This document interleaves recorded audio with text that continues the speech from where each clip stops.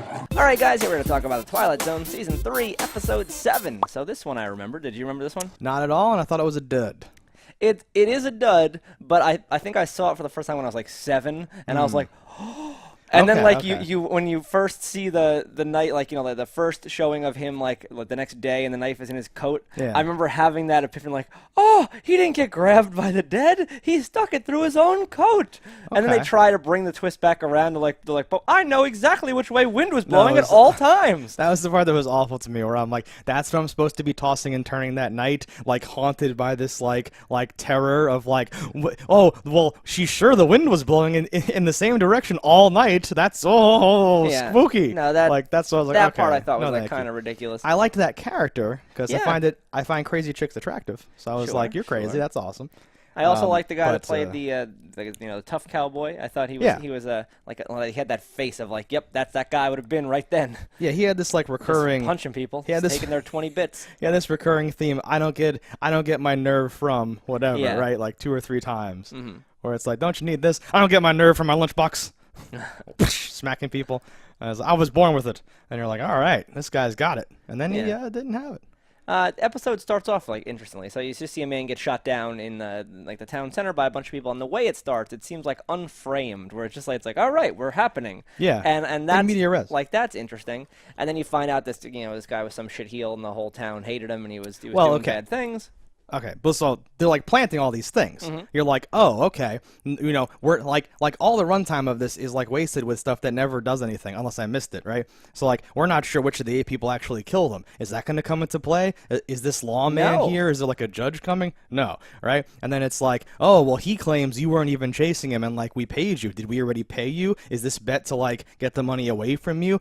Did the whole town also band together to like trick you into betting to like take back the money that we paid you because you're a shitheel too? Is it going to be this awesome? No, nothing. There's nothing, right? That's what's really bizarre about the episode. So you have this guy who like, you know, by the killer, the guy who was killed, his own account, the man chasing him wasn't even really chasing him. Yeah. But somehow that's the one he wants revenge on. And you're like, okay, it's not the one that killed you. It's not the town that hired that man. It's that guy who didn't even kill you, and you want to kill him. I'm going to reach out of the grave and kill that guy who was barely a nuisance to me. Did they set up a rivalry beyond him being hired to track him down? I didn't pick that up. Because he showed up to be like, it's finally happened or whatever. Well, it seemed like he'd been like, you know, I'm the blah, blah. I've been chasing him through 6 counties. Like, this is my associate Django, also a bounty hunter? Yes. Yeah. But it seemed very weird because they set it up so hard, and then I'm like, well, why not make him the one that killed him, or why not do something? Or, no, I love it. Or like he's not even dead somehow, which makes no sense based on what we saw. But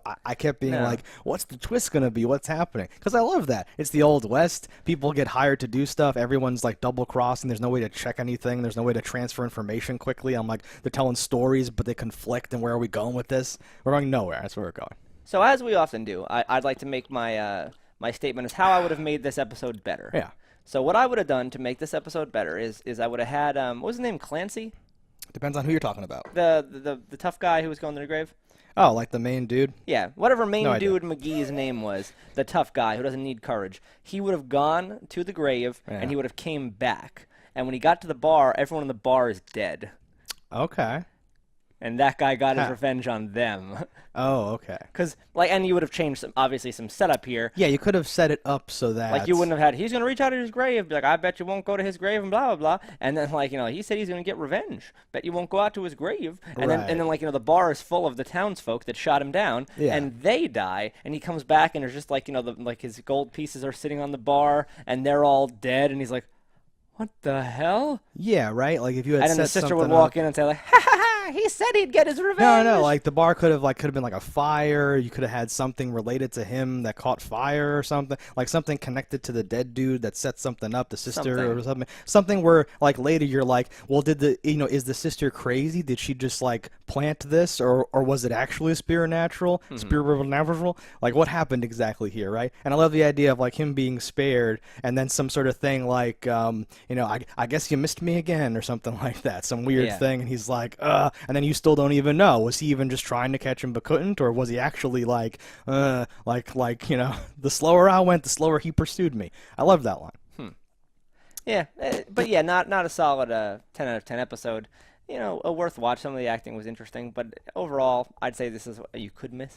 You could skip this one. Yeah. This is one of those ones where you're like, what was the running time of this? Was this the same running time as the one where like they don't talk and they're in the apocalypse, or the guy with the bomb shelter, or all the other good ones? I'm like, the guy with the love potion. Like, it feels like nothing happened here in the whole running time compared to other ones that pack in like, oh, like the world ends, then I hang out for a while, I find a gun. Like, there's all these things that happen. I'm at the bank, I leave, I come back, I talk to my wife. Like all this story, and this was just like this little thing. And there were a couple of set changes, so it's not like it was just that like it suffers from the being in one location thing. But yeah, just an overall a dud. Dud time. All right, guys, so that's our thoughts on this episode of Twilight Zone. Let us know in the comments below what you thought about it. Don't die in a fire, and we'll see you next time. Hello, internets. I just love watching JustDaggers. If you've enjoyed this video as much as I have, click that subscribe button.